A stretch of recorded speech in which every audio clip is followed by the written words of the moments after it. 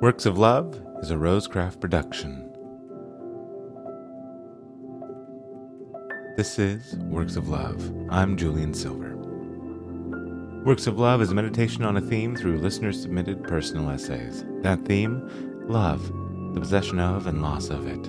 Today's essay is from Stephen Christensen from Park City, Utah. His essay is entitled, Facebook Remembers You Too. Facebook told me to wish you happy birthday. Joanna dreamed of you the night before. In it, the three of us and Alvin played basketball while Jim waited. After the game, we were going to Six Flags. Facebook told me to wish you happy birthday. Alvin said he misses you. Joanna wore forum blue and gold for your birthday. Ada still thinks of you. Jim's daughter is almost a year old. Your wife sees you in the faces of strangers at airports. Facebook told me to wish you happy birthday. I wrote to you, knowing you would never write back. We were well practiced in apologies, both of us certain that we were both slight debits in the lives of our loved ones. I'm sorry, I know you're busy, is how we would open or close our phone calls to one another. We talked about guns, your thoughtful conservatism against my reflexive liberalism. I told you why I would never own a gun. My diagnosis, which was also your diagnosis.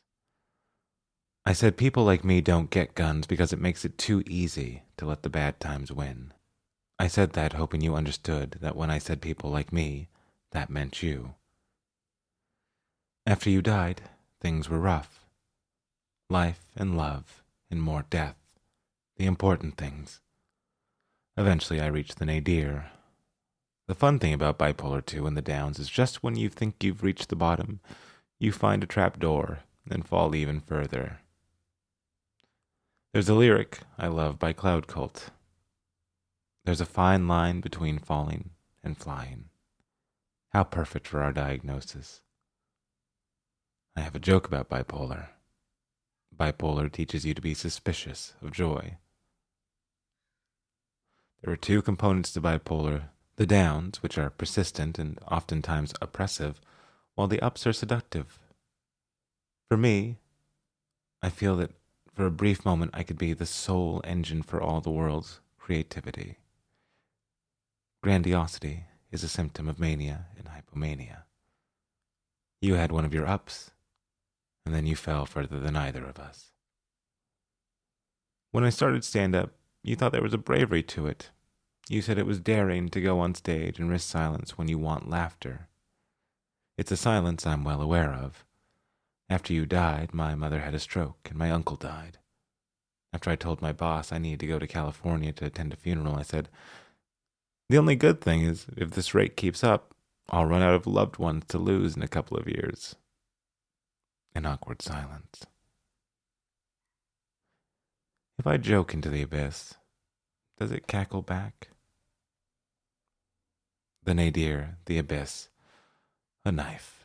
Its supple weight in my hand was a comfort in that moment. Most people who let go are looking for relief. Sometimes we fool ourselves into thinking it exists at a knife's edge. I called my therapist and lied. I called Lauren. Are you okay? She asked. I am. She's smart. She's smarter and funnier than I think I'll ever be. I can't lose my best friend, she said.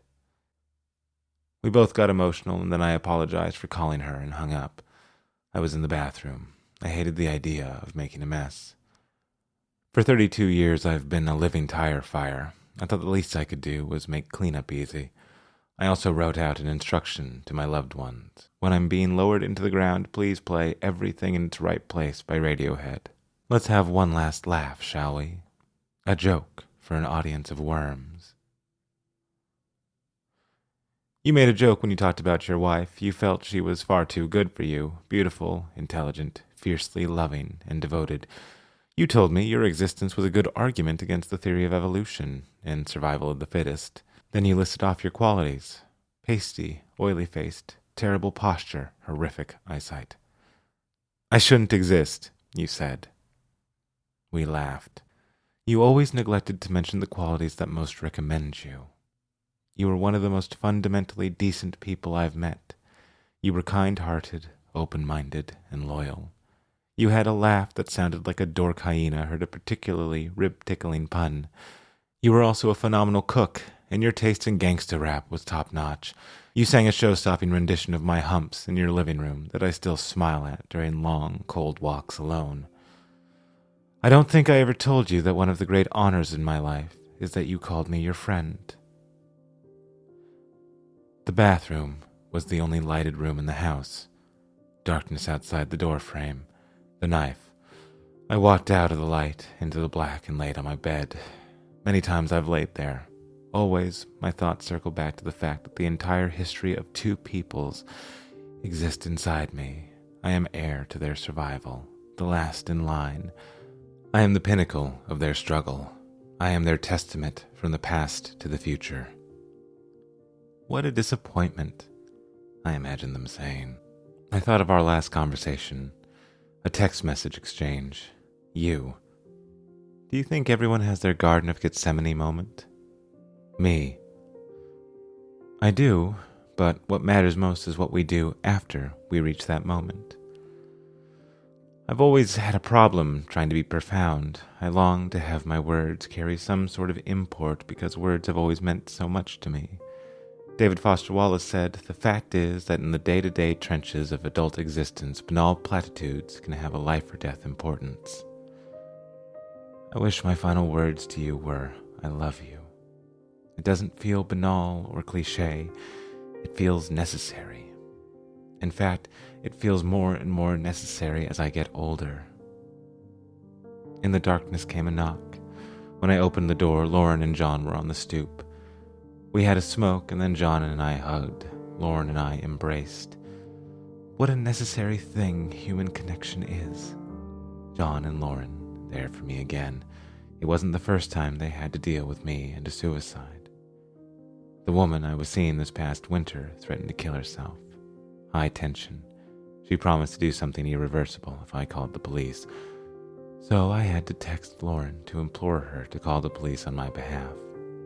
Lauren and John pulled through, and after the girl was taken to the hospital, John and Lauren were there with beers and support. Sometimes good friends are the guidance we need. I wish you had called me. I would have flown out to you. I would have stayed with you.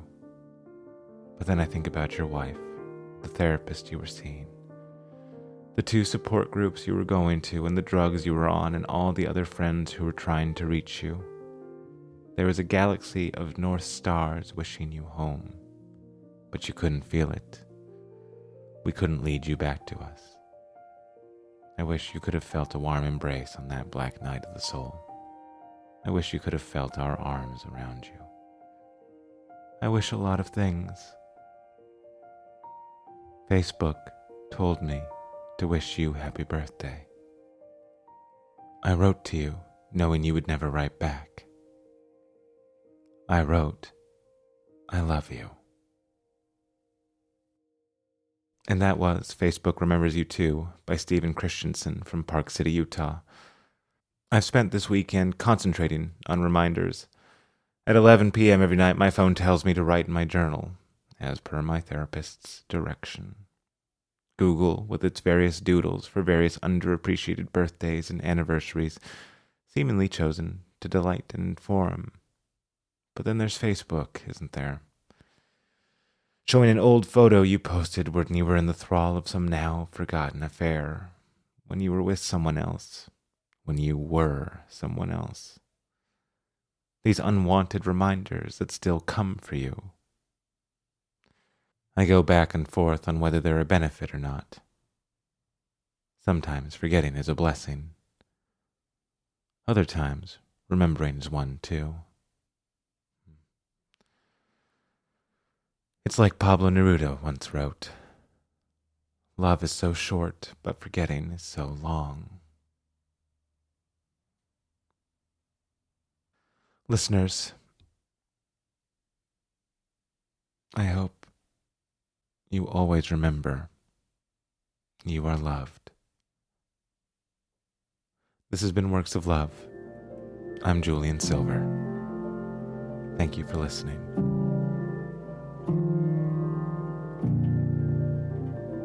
This episode of Works of Love was written and performed by Elliott Rose. Music by Ross Bugden, licensed through Creative Commons Attribution 4.0 International License. To find more of Ross's music, go to soundcloud.com/RossBugden.